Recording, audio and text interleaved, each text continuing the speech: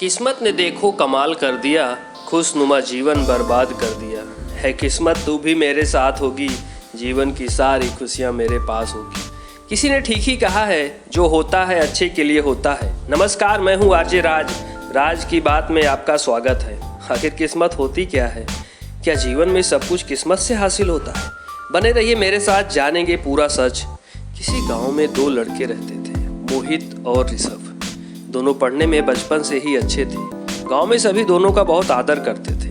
पूरे गांव वालों को दोनों बच्चों पर नाज था। दोनों बड़े ही दयालु और विनम्र स्वभाव के थे। बच्चों की प्रारंभिक शिक्षा गांव के ही प्राथमिक विद्यालय में हुई।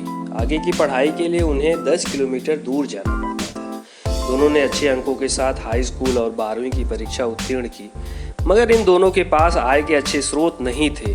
दोनों ने कैसे भी करके आगे की पढ़ाई पूरी की और अब दोनों ने निश्चय किया कि कुछ काम किया जाए जिससे घर वालों की कुछ मदद हो सके। कहा जाता है कि नौकरी करना है तो शहर जाना पड़ेगा, क्योंकि गांव में तो कोई ढंग का काम मिलेगा नहीं। वो दिन आ ही गया जब उन्हें शहर जाना था।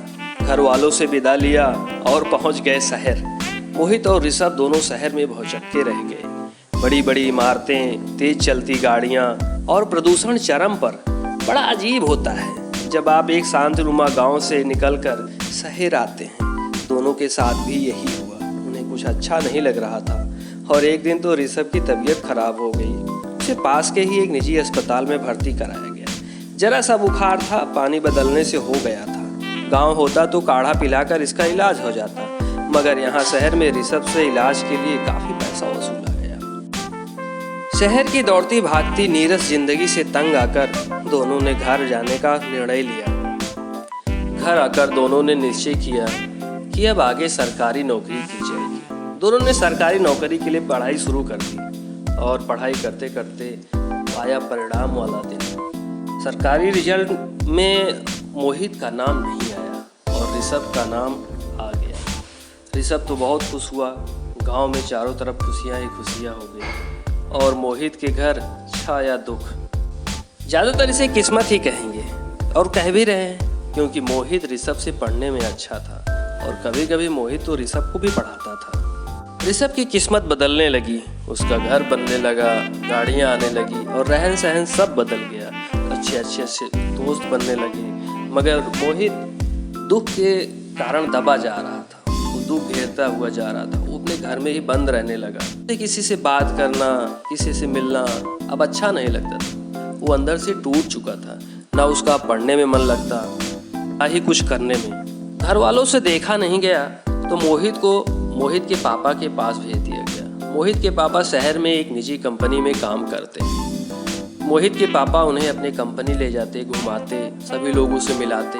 मोहित धीरे धीरे जो है उसका स्वभाव बदलता गया। बाकी लोगों से उसका मेल जोल बढ़ा और वो जानने समझने लगा कि कंपनी में कैसे काम होता है। सारी चीज़ें वो देख ही रहा था तो अचानक से उसके मन में एक विचार आया कि चलो कुछ काम शुरू किया जाए।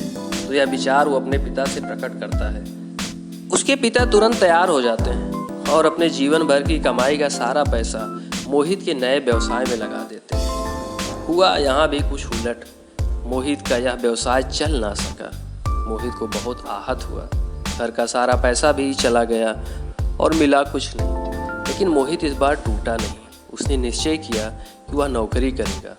उसने नौकरी किया, काफ़ी दिनों तक पैसा इकट्ठा किया और फिर से एक नया बिजनेस शुरू किया।